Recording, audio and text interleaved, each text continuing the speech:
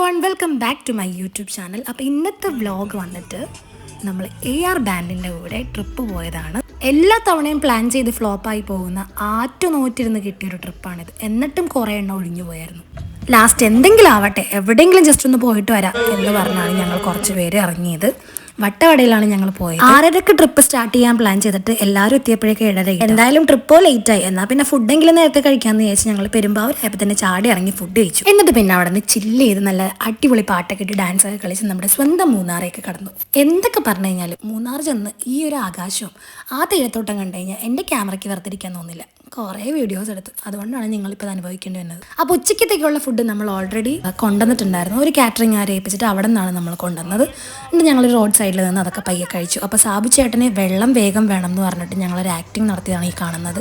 പക്ഷേ പ്രിൻസ് ഓടി വന്ന് തടവിയ സ്ഥലം മാറിപ്പോയി. അപ്പോൾ ഈ എടുത്തുകൊണ്ട് വരുന്ന വെള്ളം വന്നിട്ട് നമ്മുടെ മലമുകളിൽ നിന്ന് വരുന്ന വെള്ളം. ഇനി മലയുടെ മേളിൽ നിന്ന് ആരെങ്കിലും എന്തെങ്കിലും പരിപാടി വെപ്പിച്ചിട്ട് വരുന്ന വെള്ളമാണെന്നൊന്നും അറിയാൻ പാടില്ല. പക്ഷെ അത് വെച്ചിട്ട് മുഖം കഴുകിയിട്ട് നല്ല കുളിച്ച കാലത്ത് വെറുതെ കുളിച്ച സമയം കളഞ്ഞു.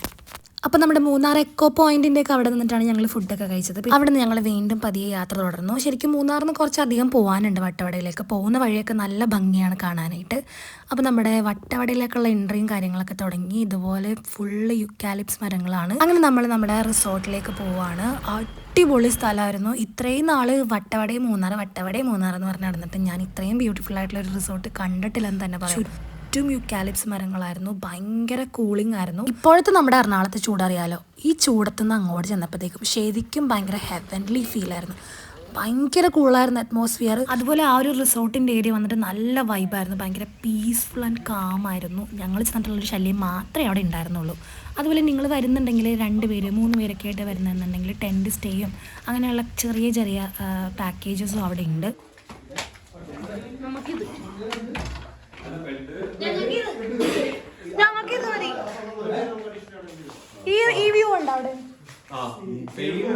ഇല്ല, എല്ലാ റൂമിൽ നിന്ന് ഇതുവരെ ഒരു ഗ്ലാസ് വ്യൂ ഉണ്ട്. ഭയങ്കര ഭംഗിയാണ് കാണാനായിട്ട് പുറത്തേക്ക് ആ ഒരു ഗ്ലാസ്സിൽ കൂടെ. ഷെയ്ഡിൽ മാത്രം പൂക്കളുള്ള ഈ വൃത്തികെട്ട മനുഷ്യൻ ഞങ്ങളെ താഴെ ഒരു റൂമിലാണ് കൊണ്ടുപോയാക്കിയത്. അത് വലിയ ഭംഗിയൊന്നും ഉണ്ടായിരുന്നില്ല, എന്നാലും കുഴപ്പമില്ല. ഉള്ള ഒരു വ്യൂ വെച്ച് ഞങ്ങൾ അഡ്ജസ്റ്റ് ചെയ്ത് ഒരു റൂമിൽ ഏകദേശം 8 പേർക്ക് വരെ കിടക്കാം. ഞങ്ങൾ 2 ഗേൾസ് മാത്രമേ ഉണ്ടായിരുന്നുള്ളൂ. അതുകൊണ്ട് ഞങ്ങൾ നല്ലോണം സുഖമായിട്ട് സൊറയൊക്കെ പറഞ്ഞ് കുശുമ്പൊക്കെ പറഞ്ഞ് അടിപൊളിയായിട്ടിരുന്നു. മറ്റ് ഗേൾസിനൊക്കെ ഞങ്ങൾക്ക് ശരിക്കും മിസ് ചെയ്തായിരുന്നു കേട്ടോ ഈ റൂമിൽ കയറിയപ്പോഴേക്കും. ബാക്കിയുള്ളവരും കൂടി ഉണ്ടായിരുന്നെങ്കിൽ സൂപ്പറായിരുന്നു എന്ന് വിചാരിച്ചു. പിന്നെ വൈകിട്ട് ആവും തോറും തണുപ്പ് കൂടി വരുമായിരുന്നു. മലയുടെ മുകളിലേക്ക് കയറും തോറും തണുപ്പ് കൂടി വരുമല്ലോ. പിന്നെ റിസോർട്ടിൽ നമുക്ക് എല്ലാ ടൈമിലും ഹോട്ട് വാട്ടർ അവൈലബിൾ ആണ്. രാത്രിയുടെ ആ ഒരു കംപ്ലീറ്റ് ഫീൽ ഉണ്ടായിരുന്നു. ഭയങ്കര ഇരുട്ടായിരുന്നു, അതുപോലെ നല്ല തണുപ്പുമായിരുന്നു. ചില സമയങ്ങളിൽ കുറുക്കന്മാർ ഓരിയിടുന്നുണ്ടായിരുന്നു ഒരുമിച്ച്. അത് ഞങ്ങൾക്ക് ഒരുമിച്ചിരിക്കുമ്പോൾ അത്രയും ഫീൽ ചെയ്യില്ലായിരുന്നു. പക്ഷേ ഞങ്ങൾ കിടക്കാൻ നേരത്തൊക്കെ ഭയങ്കര ഒരു ചില സമയത്ത് പേടിയാവും. നമ്മളിങ്ങനെ കാടിൻ്റെ ഉള്ളിൽ താമസിക്കുന്ന എന്നുള്ളൊരു ഭയങ്കര ഫീൽ ഉണ്ടായിരുന്നു കേട്ടോ.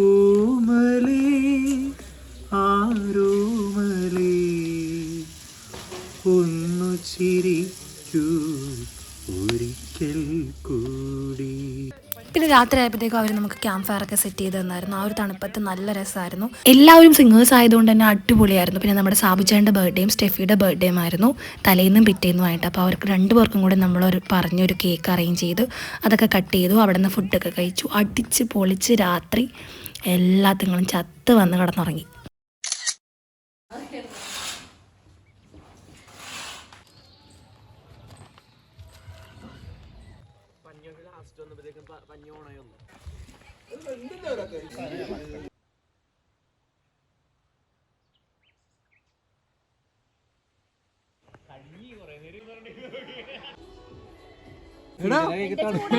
ഇവന് ഉഷ്ണരക്തജീവിയാണ്.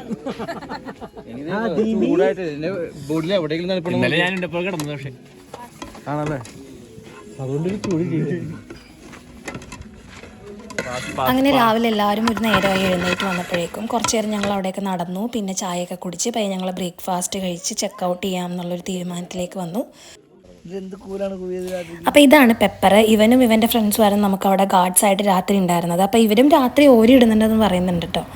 അപ്പോൾ അങ്ങനെ നമ്മൾ അവിടെ നിന്ന് ചെക്കൗട്ട് ചെയ്തു. പിന്നെ നമ്മൾ വട്ടവട മെയിൻ ടൗണിൽ വന്ന് അവിടെ ഹണി മ്യൂസിയം അതുപോലെ സ്ട്രോബെറി ഫാമിലൊക്കെ കയറി കുറച്ച് പർച്ചേസിങ്ങും കാര്യങ്ങളൊക്കെ ഉണ്ടായിരുന്നു. അതൊക്കെ കഴിഞ്ഞ് നമ്മൾ നാട്ടിലേക്ക് തിരിച്ചു പോന്നു.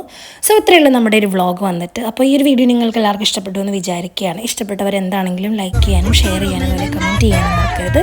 സോ പുതിയൊരു വീഡിയോ ആയി കാണുന്നത് വരെ ബൈ ബൈ.